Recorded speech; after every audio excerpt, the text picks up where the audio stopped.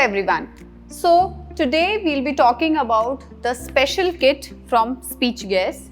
So the one which I'm holding right now is a hard one. So we have two categories in this. One is a hard one and another is the soft one. So in details I will be talking about that also.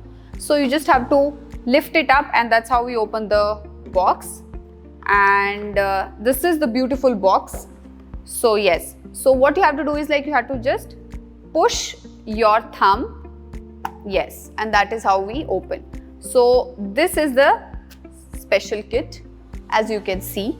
Okay, so it has all the tools which we'll be using for our oral cavity, including our cheeks, lips, tongue, jaw, hard palate and everything. So as we know that oral cavity is mainly for our speech clarity, swallowing and feeding. So we'll be discussing about all these tools in details.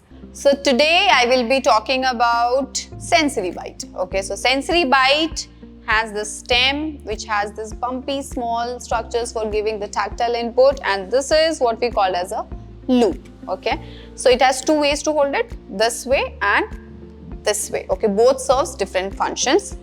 Hi Angel. Hi. So today I will be demonstrating this tool on you. Okay, so come on, come front. Yes, good job. So what you have to do is I will keep this in your mouth and you have to just bite it. Okay, we'll try doing it. Okay, open your mouth and bite.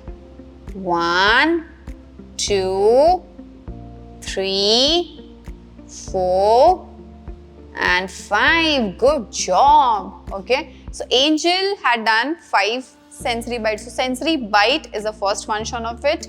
Then we have the chewing and also we have the lip retraction. So how? So once, as we discussed in the previous video, that orotube is the first one which has the function of chewing. Once the child has developed chewing from orotube, we move on to the sensory bite. Okay. Now I'll show how lip retraction has been worked out. So just hold it, close your mouth, hold tightly. Okay, I'm leaving it. Okay.